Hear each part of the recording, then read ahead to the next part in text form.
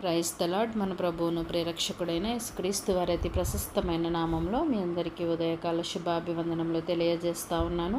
ఈ దినము కొరకు ఏర్పాటు చేయబడిన పాత నిబంధన పాఠ్యభాగము ద్వితీయోపదేశ ఖండము 31వ అధ్యాయము 6వ వచనము. నీతో కూడా వచ్చేవాడు నీ దేవుడైన యెహోవా.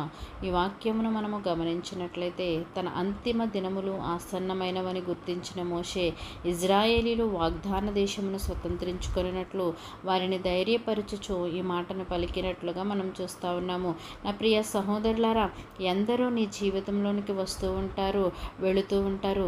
వచ్చిన వారిని నీకు బలముగా, వారిని అండగా, ఒక ఆధారముగా, వారే నీకు తోడుగా ఉంటారని, ఆశ్రయముగా ఉంటారని నీవు వారిని ఆధారము చేసుకుంటే కనుక ఏదో ఒక సమయంలో, ఏదో ఒక పరిస్థితిలో వారు నిన్ను వదిలి వెళ్ళిపోవచ్చు. కానీ నీతో కూడా వచ్చేవాడు ఈ దేవుడైన యెహోవాయే కనుక మనుష్యులను నీవు నమ్ముకొనక దేవుని యందు నీవు నమ్మిక ఉంచినట్లయితే, విశ్వాసముతో ముందుకు సాగినట్లయితే కనుక దేవుడు నీకు తోడుగా ఉండి ప్రతి విషయంలో నీకు సహాయమును, సమృద్ధిని, సంతృప్తిని అనుగ్రహించి నిన్ను ముందుకు నడిపిస్తానని ఒక వాక్యం ద్వారా మాట్లాడుతూ ఉన్నాడు. నా ప్రియ సహోదరులారా, దేవుడు నీతో కూడా వస్తే జరిగే కార్యములు ఏమంటే, మొదటిగా నీవు ధైర్యం పొందుకుంటావు, రెండవదిగా నీవు ఆనందము పొందుకుంటావు, మూడవదిగా నీవు విజయము పొందుకుంటావు.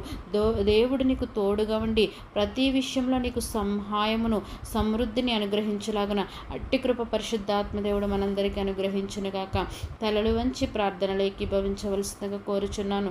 మహోన్నతుడిని, మహాగణుడమైన మా ప్రియ పరలోకపు తండ్రి, నీ ఘనమైన శ్రేష్టమైన నామానికి స్తోత్రములు చెల్లిస్తూ ఉన్నాము. నీవు మాతో కూడా వచ్చి ప్రభు మాకు సహాయమును, ప్రతి విషయంలో కూడా సమృద్ధిని, సంతృప్తిని అనుగ్రహిస్తానని నీ యొక్క వాక్యం ద్వారా మాట్లాడి ఉన్నావు. నీవు మాతో ఉంటే ధైర్యము, ఆనందము, ఆయా విజయము ఉంటుందని తెలియజేస్తున్నావు తండ్రి. అట్టి ధైర్యాన్ని మేము పొందుకునేలాగా నీ కృపను మాకు అనుగ్రహించమని యేసు పరిశుద్ధ నామమున అడిగి వేడుకొనుచున్నాము తండ్రి. ఆమేన్.